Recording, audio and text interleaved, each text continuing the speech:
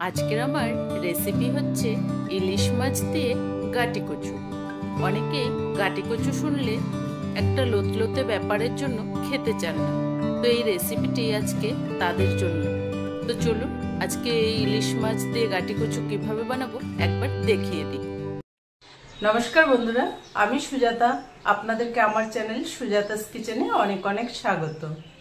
আজকে ইলিশ মাছ দিয়ে গাটি কচুর রেসিপি করে দেখাবো। তার জন্য এখানে নিয়েছি ইলিশ মাছ, ভালো করে পরিষ্কার করে ধুয়ে রেখেছি। নিয়েছি এখানে কিছুটা গাটি কচু। একে অনেকে অনেক নামেই বলে, কেউ বলে কচুর মুখী, কচুর ছড়ি। তো এটা দিয়েই বানাবো। তো এবার এগুলোকে সুন্দর করে ছুলে নেব। তো এবার এগুলোকে ঠিক এভাবে টেনে টেনে এভাবে টানলে ছিলকাগুলো সুন্দর করে বেরিয়ে আসবে।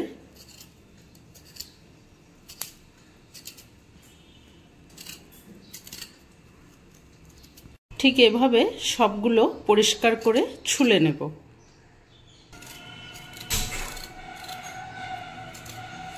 তো দেখুন সবগুলোর এরকমভাবে সুন্দরভাবে ছালগুলো ছাড়িয়ে নিয়েছি। এবার এর মধ্যে কয়েকটা একটু একটু বড় আছে, ওগুলোকে একটাকে এভাবে শুধু দু টুকরো করে দেব।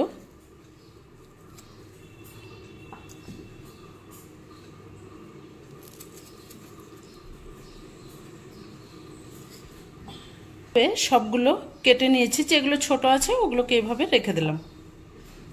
এবার এতে 1 চামচের মতো নুন দিয়ে দিলাম। নুনটা দিয়ে এখানে অল্প করে জল দেব।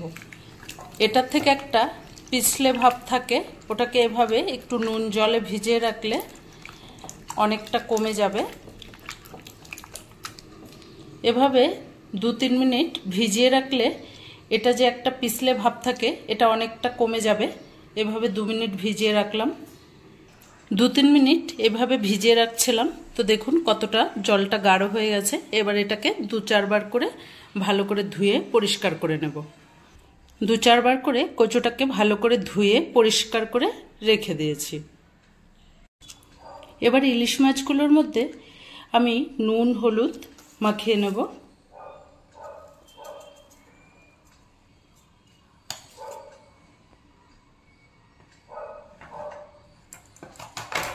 এতে নুন হলুদ দিয়েছি। এবার দিয়ে দেব এতে 1 চামচ সর্ষে বাটা।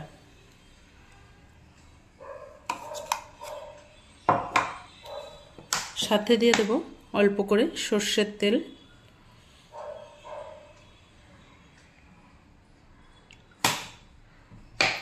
এবার এটা ভালো করে মাখিয়ে নেব।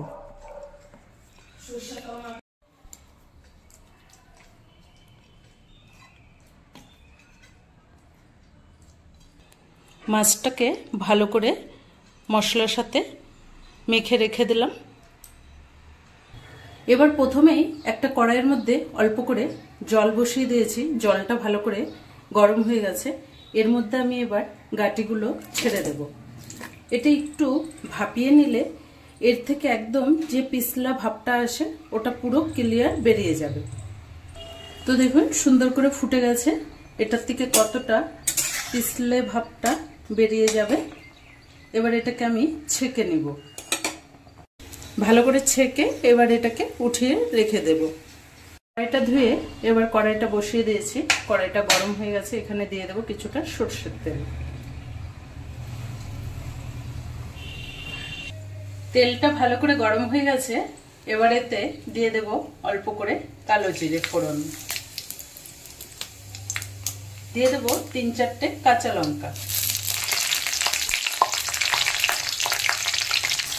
ফোড়নটা একটু ভেজে নিয়েছি। এবার ছেড়ে দেব আগে থেকে গাটিগুলো।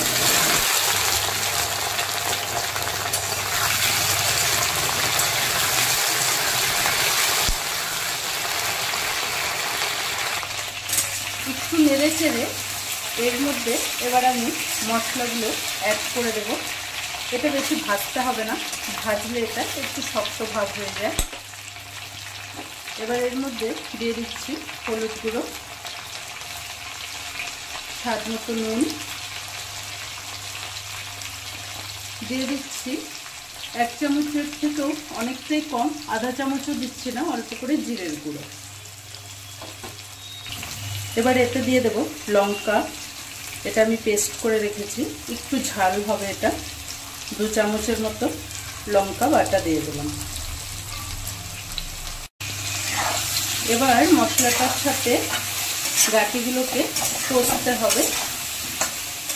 অল্প করে জল দিয়ে দেবো যেন মশলাটা পুড়ে না যায়। এখানে কোনো ঠান্ডা জল যাবে না, তাহলে এটা আবার পিছলে ভাবটা বেশি হবে আর সেদ্ধ হতে যাবে না ঠিক করে। তো এবার ঢেকে দেব কিছুক্ষণের জন্য। মশলাটার সাথে গাঁটিগুলো সুন্দর মতো সেদ্ধ হয়ে যাবে, ততক্ষণ 2-4 মিনিট করে ঢেকে ঢেকে কষাতে থাকবো। এবার একটু ঢেকে দিলাম।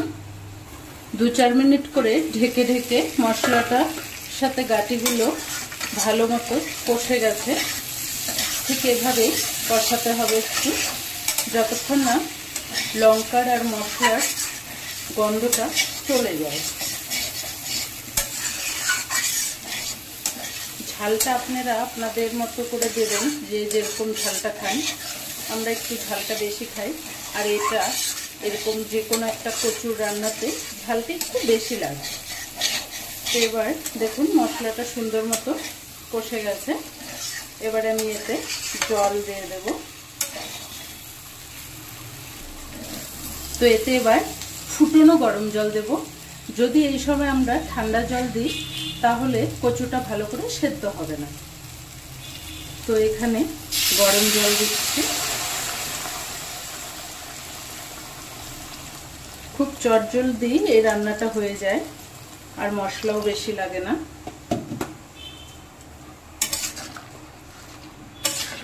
এবার আমি ভালো করে ঝোলটা যতক্ষণ ফুটবে একটু ঢেকে রেখে দেব। 2-4 মিনিট এবার আরেকবার ঢেকে দেব। 2-4 মিনিট ঝোলটাকে ঢাকা দিয়ে ভালো করে ফুটিয়ে নিয়েছি। এবারেতে ম্যারিনেট করা মাছগুলো দিয়ে দেব।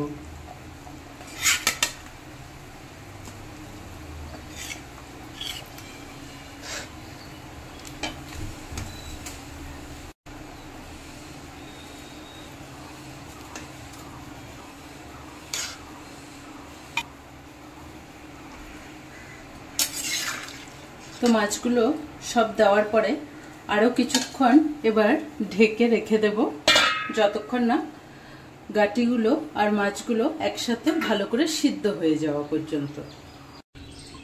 ভালো করে ঢেকে ঢেকে রান্নাটা দেখুন কি সুন্দর হয়ে গেছে। ঢেকে রেখেছিলাম 10-15 মিনিট, তাতে গাঁটি কচু মাছ সব ভালো মতো সেদ্ধ হয়ে গেছে। কচুগুলো দেখুন কি সুন্দর একদম গলে গেছে।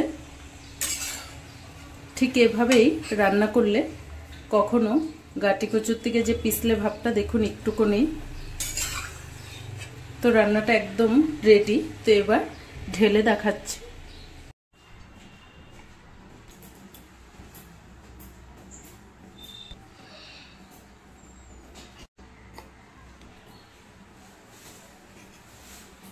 তো আজকের এই গাঁটি কচু দিয়ে ইলিশ মাছের রেসিপিটি আপনাদের কেমন লাগলো কমেন্ট করে জানাবেন। ভালো লাগলে চ্যানেলটাকে লাইক, শেয়ার, সাবস্ক্রাইব করে দেবেন। ধন্যবাদ।